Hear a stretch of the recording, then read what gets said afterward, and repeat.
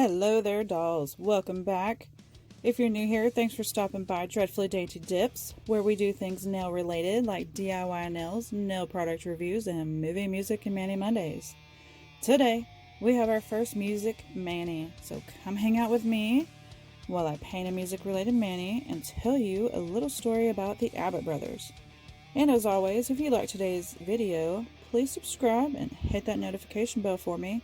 Also, all products will be listed in the description box down below, just in case anybody is wondering. Now, let's dip into today's video. Real quick before we jump into today's video about the Abbott brothers, I do want to say that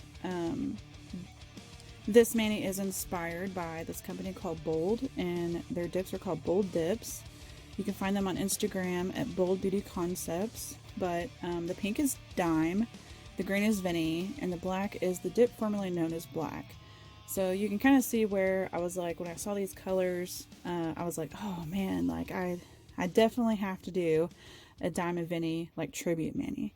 And so this is where it came from. So, who are the Abbott brothers?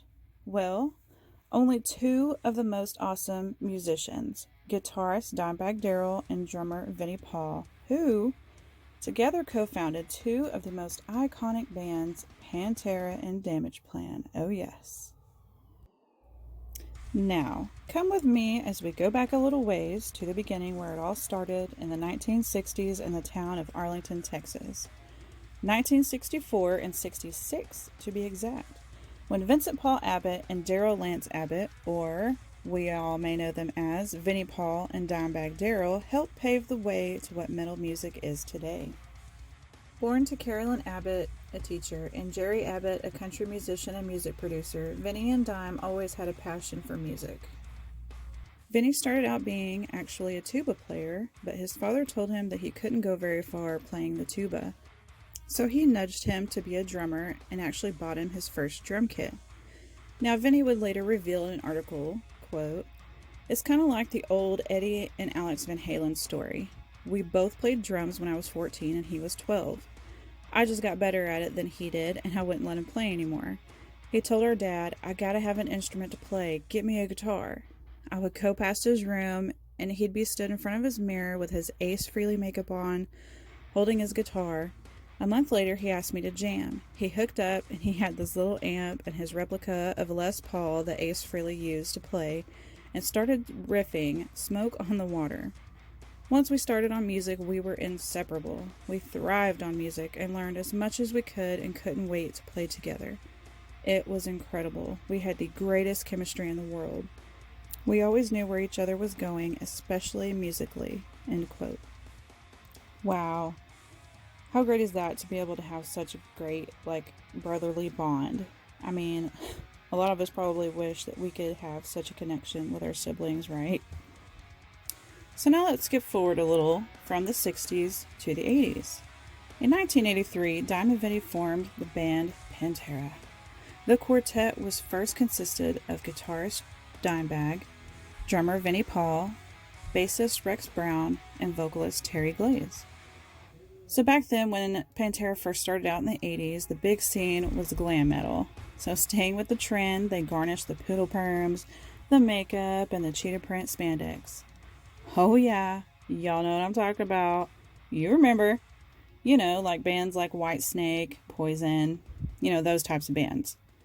From there, Pantera would release 4 albums under their personal label, Metal Magic.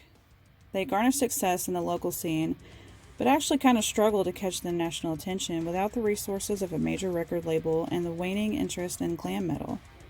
So during the exit of the 80s, Dime and Vinnie envisioned a much heavier sound and look to the band Pantera.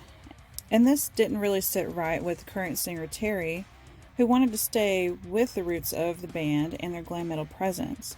So this is where we see the exit of Terry Glaze and the introduction of Phil Anselmo in 1987. After several meetings, the 19-year-old from New Orleans, Louisiana, who offered more aggressive vocals and in-your-face presence, and seeing that he was actually more of a fit for the band, relocated to Texas and was officially added to the Pantera lineup. With their new frontman, they would release the album Cowboys from Hell, which would launch them into worldwide success.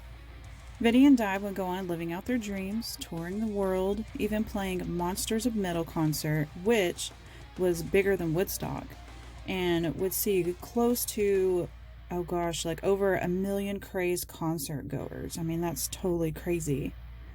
Unfortunately, due to Phil's stage antics, though, it would kind of cost him some chronic back pain, which led him to self-medicating. So stress and tensions would rise in the band after a 1996 accidental overdose of frontman Phil after a Dallas concert. From the late 90s into 2001, the tensions would keep rising even more, leading to Phil and Rex creating side projects and kind of losing focus on the vision of the Abbott brothers' Pantera. On their 2001 tour of their album Reinventing the Steel, the Cowboys from Hell would see their tour stop short from the horrible events of 9/11, unfortunately. After the events of 9/11 and failed attempts to structure the band back together, Dime and Vinnie decided that, they just couldn't miss out on their dream of playing music. So this is where we see the dying of Pantera and the resurrection of the brothers' dream through their newly formed band, Damageplan. So here we would see in 2003, Dime, Vinnie, vocalist Pat Lockman, and bassist Bob Zilla. Damageplan went on to release Newfound Power, their only album, in February of 2004. Newfound Power debuted at number 38 on the Billboard 200, selling over 44,000 copies within its first week. I mean, these guys are like just killing it right out the gate. So with the tremendous success of this debut album, Newfound Power, it appeared Dime and Vinnie were on the fast track to success once again. Sadly, though, one of the greatest tragedies in the heavy metal community would happen while Damageplan was promoting the album at El Rosa Villa in Ohio on December 8, 2004. And as much as I really hate to bring this up, it is a part of the Abbott brothers. Dimebag Darrell's life was tragically taken while on stage by the deranged fan Nathan Gale, who believed the Abbott brothers were at fault for the breakup of Pantera. Nathan Gale would also end up firing a total of 15 shots and taking 3 more lives before he was actually gunned down by a police officer. This was just like a traumatic blow to the metal community, as Dimebag, was known as being an awesome, down-to-earth guy and one of the top metal guitarists of all time. Like, dang, you guys. I mean, gosh, that is so sad. I mean, why is it that, all of the great ones are taken from us? But, I mean, I gotta take a second to say, could you imagine, what Damageplan would be today? Or even the thought of, a Pantera reunion. Oh, man, a Pantera reunion, dude, my husband would totally love that. But, let's carry on.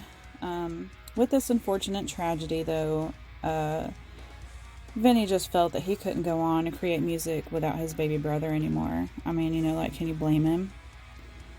He, really, really struggled, you guys, and said, actually, in an article one time, that he just didn't want to be alive anymore after that. So this resulted in him taking a much-needed break for a little while. But after his break, a few whiskeys, and heart-to-hearts in the early 2005 with Jerry Montano, he actually convinced Vinnie to step into the role of the drummer of the newly formed band Hell Yeah. From there, they would go on to record 6 more studio albums over the next 12 years with Hell Yeah, and tour the world in an attempt to recapture his love and passion for music once again. But sadly, the Abbott legacy would come to a standstill when in 2018, Vinnie would leave us to join his brother in the life thereafter. Even though, through the tragedies and the struggles, the good times and the bad, Gosh, Vinnie Paul and Dimebag Darrell still influence, shape, and inspire musicians like all over the world to this day. But you know, that concludes our story of the Abbott brothers. Two cowboys from hell that will leave an impact on the world for lifetimes to come. So friends, do you have a Dime or Vinnie story? Because I would love to read them in the comments down below. If you enjoyed this video, please give it a like and subscribe. And if you have a movie or band request, let me know down below. That's a wrap for today. Until next time, bye!